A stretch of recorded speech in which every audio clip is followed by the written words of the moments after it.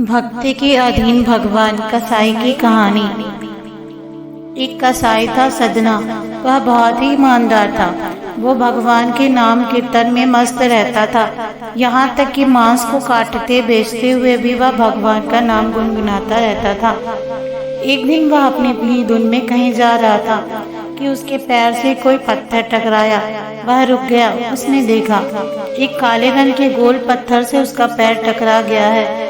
उसने वह पत्थर उठा लिया, वह जेब में रख लिया, यह सोचकर कि यह मांस तौलने के काम आएगा।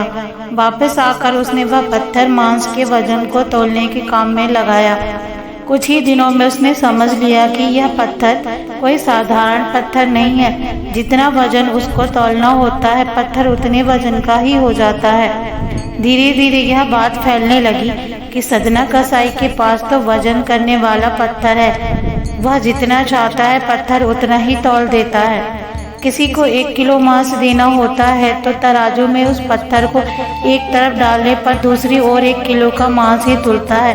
अगर किसी को 2 किलो चाहिए हो तो वह पत्थर 2 किलो भार जितना भारी हो जाता है। इस चमत्कार के कारण उसके यहाँ लोगों की भीड़ जुटने लगी। भीड़ जुटने के साथ ही सदना की दुकान की बिक्री भी बढ़ गई। बात एक शुद्ध ब्राह्मण तक भी पहुंची। हालांकि वह ऐसी अशुद्ध जगह पर नहीं जाना चाहते थे जहां मांस कटता हो व बिकता हो, किंतु चमत्कारिक पत्थर को देखने की उत्सुकता उसे सदना की दुकान तक खींच ही लाई।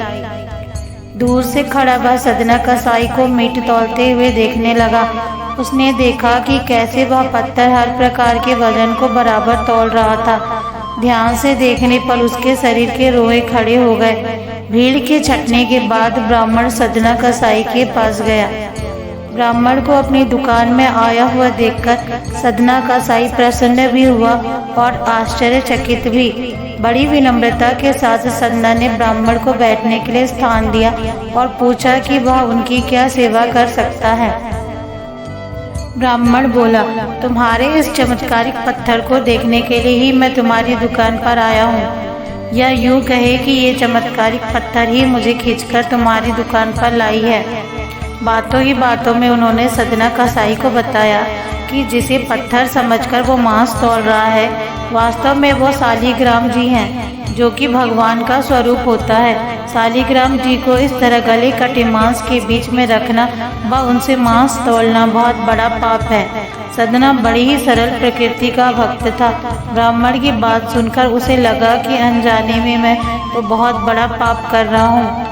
अनुनय विनय करके सदना ने वह शालिग्राम उन ब्राह्मण को दे दिया और कहा कि आप तो ब्राह्मण हैं, अतः आप ही इसकी सेवा परिचर्या करें, इनसे प्रसन्न करें। मेरे योग्य कुछ सेवा हो तो मुझे अवश्य बताएं। ब्राह्मण उस शालिग्राम शिला को बहुत सम्मान से घर ले आए। घर आकर उन्होंने शालिग्राम जी को स्नान करवाया, पंचामृत से अभिषेक किया व पूजा अर्चना आरंभ कर दी।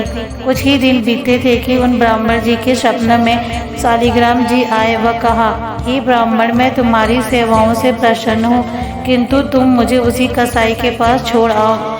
स्वप्न में ही ब्राह्मण ने कारण पूछा तो उत्तर मिला कि तुम मेरी अर्चना पूजा करते हो, मुझे अच्छा लगता है, परंतु जो भक्त मेरे नाम का गुणगान कीर्तन करते रहते हैं उनको मैं अपने आप को भी बेच देता हूँ। सदना तुम्हारी तरह मेरा अर्चन नहीं करता है, परंतु वह हर समय मेरा नाम गुनगुनाता रहता है, जो कि मुझे अच्छा लगता है, इसलिए तो मैं उसके पास गया था। ब्राह्मण अगले दिन ही सदना कसाई के पास गया। वह उनको प्रणाम करके सारी बात बताई। वह श्री शालिग्राम जी को उन्हें सौंप दिया। ब्राह्मण की बात सुनकर सदना कसाई की आंखों में आंसू आ गए। वे मन ही मन उन्होंने कहा, मांस बेचने खरीदने के कार्य को तिलांजलि दे दूंगा, और निश्चय किया कि यदि मेरे ठाकुर को कीर्तन पसंद है तो मैं अधिक से अधिक समय नाम कीर्तन ही करूंगा।